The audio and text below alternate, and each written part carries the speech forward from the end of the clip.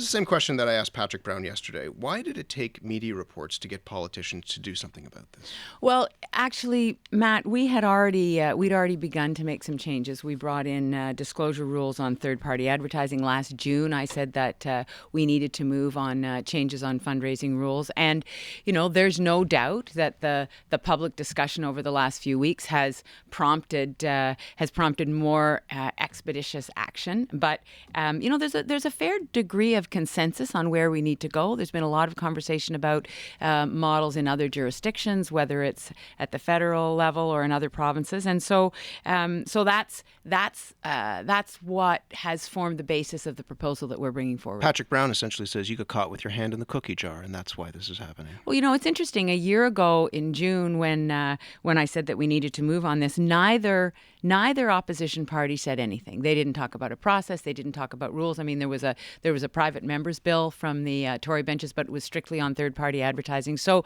I think that is a bit disingenuous. I think the reality is that we have all been operating under the same rules. We need those rules to change, and so now we need to go forward quickly. How did this get so out of control? Parties need to raise money, but this is beyond that. How did it get out of control? Well, I think, again, the system has evolved over time. Various governments have put changes in place. And as I say, as you have said, all parties need to raise funds. And so as advertising has become more ubiquitous, as there has been, there have been larger campaigns and more expectations in terms of what those campaigns will be, then there's more money that needs to be raised. So I think now we're in a situation where we need to catch up. So that's why I've suggested 7 things. Mm-hmm. I've suggested that we reform third-party advertising rules, and we look at severely constraining the spending limits on third-party advertising in election periods, and then look at rules between elections. I've said let's ban corporate and union donations. I've said my third proposal is a reduction in the maximum allowed donations. So we'd actually lower the amount that people can donate, put constraints on loans and loan guarantees, because that's something that is available to parties and candidates. Reform the by-election rules, because as you know, there's the ability to basically double givings if there's a by-election. Indeed. I think we need to change that. An overall reduction in spending limits. So look at what should the spending limits be in election periods, and then introduce some rules around leadership and nomination spending limits, because there aren't any rules there. So that's the substance of the proposal we brought forward, because those are the things where there is a fair degree of agreement. Has the Liberal Party been raising money by offering access to cabinet ministers? No, I mean, well, have there been fundraisers? Have there been fundraisers with cabinet ministers? Yeah, absolutely. Yes, there have been. But has that led to a direct line between fundraising and policy development? No. How can you guarantee that to listeners? Because that's the concern here, is that people are giving money, they get into a room with the person who happens to control the file that they're involved in. They're not there giving the money just to hang out with them. They want something out of it. So how can you guarantee to listeners that there is not change that's coming because of the money that was given? Because you have a process within government that is based on evidence, that's based on policy development, that listens to stakeholders from all sides of an issue. But look at the example that was used in one of the early articles about the beer store. There was a contention that we'd listened to, or that we'd been given money by the big beer store and by the big breweries. And the fact is that the changes we made around craft brewing and around beer in this province flew in the face of what the big breweries wanted. But if people weren't trying to buy access, why were they giving tens of thousands of dollars? Well, they give money to all the parties because it's part of their way of making their points, bringing their voices. But Matt, there are so many ways that we listen to people. I go into my constituency office. I hear from people all the time. I see people at events constantly. I see people at fundraisers, but I spend much more time outside of fundraisers than I do in fundraising events. So those voices come from a whole range of people, and most of the time, I would say, 95% of the time on a particular issue, I hear at least two sides of the story, if not three or four sides of the story. So what we have to do as politicians is we have to hear the advice, we have to hear the input wherever we get it, and then we have to have a process in place that actually allows us to make policy based on evidence. Andrea Horvath was here earlier, and she was incredibly disappointed with the meeting that you held yesterday, in part saying that the issue was decided before you got into the room, that you'd written your speech, you'd written your response over the weekend without consulting with the leaders of the opposition. Yeah, it's so interesting because in the press conference yesterday, I opened my statement by saying that I was bringing to the room the statement that I had, the proposal that I had drafted. Yeah, and I had worked at home. I don't know how the other leaders work, but I work at home. I work in the legislature. I work 7 days a week. So, there's lots going on in different places. And I think it's important for a leader to prepare for a meeting as important as that and have her own voice as part of the process. So, yeah, I took the material that had we'd gathered from other jurisdictions and that looked for the consensus. That's the proposal that I brought forward. I said at the press conference that I was bringing that proposal to the statement. I was going to make this statement. It was quite a long statement.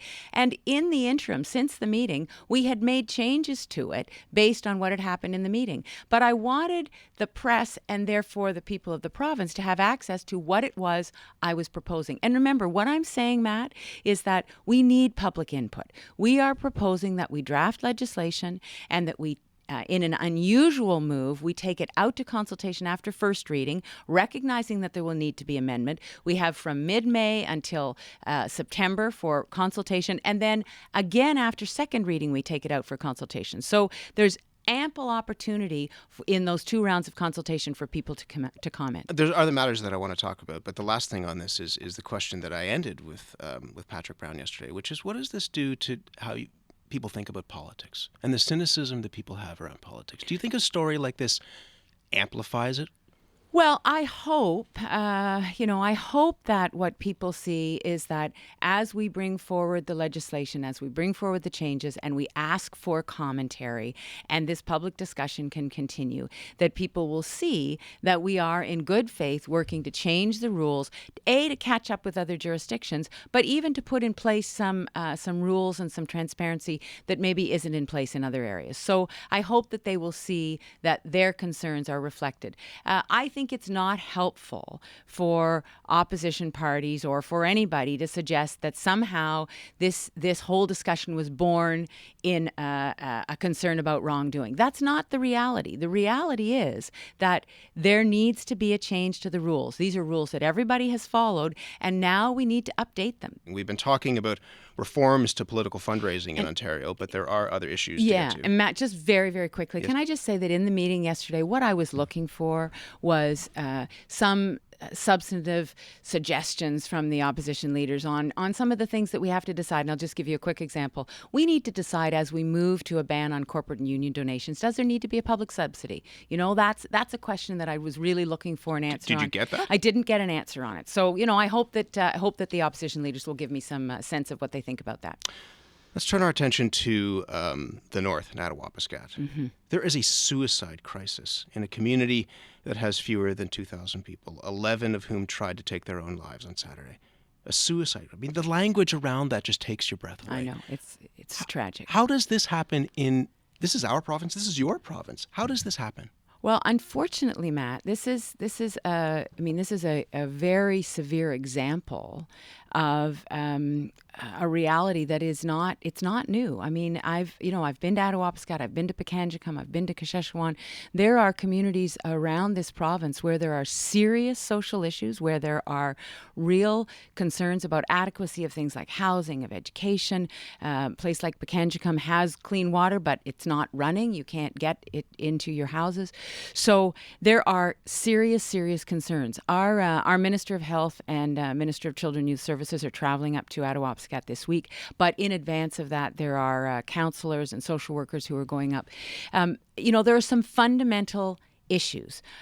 Kids on these remote reserves are not getting the education that they need. They're not being set up for success in terms of an optimistic future. They may finish elementary school on reserve, and then in order to get high school, they've got to go somewhere else to high school, or they graduate and they don't have the skill set that they need in order to take part in the economy, or there isn't an economy in their community to take part in. So there are real concerns that are only going to be solved with all levels of government. And by that, I mean the First Nations government, the federal government, and the provincial governments working together. To some people, that sounds like what they've heard before, and they want action now. And they're tired of these stories surfacing. As you said, they've been around for a long time, but they're tired of Pakanjikum surfacing when there's a horrible fire and it's in the news. That Attawapiskat is back in the news because of what happened on Saturday.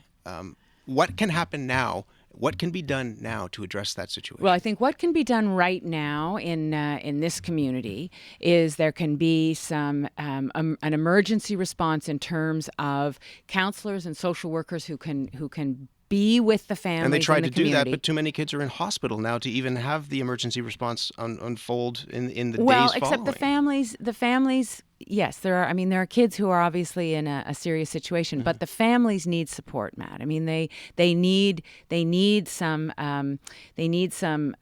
resources to be able to make sure that they're ready when the kids come out of hospital, or the kids who are already at home, that they have some way of coping with the situation that they're dealing with. But if there were a simple answer to this, then we would have acted on it. I mean, we have worked very closely with First Nations. We are working to put more supports in place. We have put more supports in place. We've got economic development funds. We're working on, how can we have resource revenue sharing so that the First Nations communities can take part in the economy.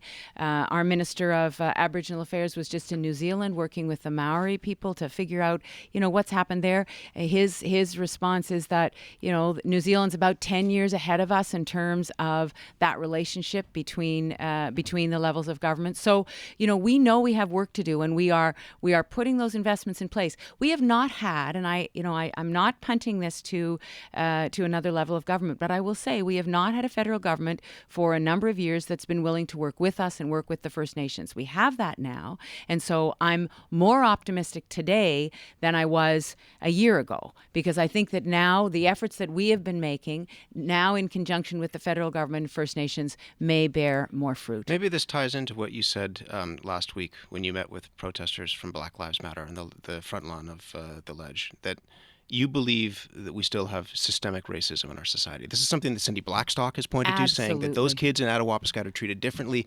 than white kids downtown Toronto. Absolutely. And Cindy Blackstock is a great example. I met with her when I was Minister of Aboriginal Affairs, and we talked about how we need to work together in communities to help communities to figure out what their trajectory forward was. This isn't about the provincial government or the federal government imposing a plan on First Nations communities. What it is about holding hands and figuring out how we do this together. But there's been a history of, we know better than you, and we're going to tell you what is right. Just a very quick story. I was at one of the communities on the James Bay coast, and we were talking about the water intake. The water was very, very silty, and trying to figure out what the solution to that was. And one of the elders said to me, when those pipes were built, the elders told the people who were building them, the white people who were there building them, you shouldn't put it there. It's too low. You need to move it, 600 meters the other way. Right. They didn't listen to them, and now, generation later, we're dealing with silty water. We have to listen to each other. We have to understand what the concerns are and find ways to not impose a model, but work together and figure out, what does self-governance mean? What does a reasonable education system look like, with the supports of the provincial expertise and the federal funding, but with the content and with the cultural knowledge of First Nations. We haven't done that work everywhere. We've done it some places. Kathleen Wynne, the Premier of Ontario, it's great to have you here. Thank you. Thanks very much.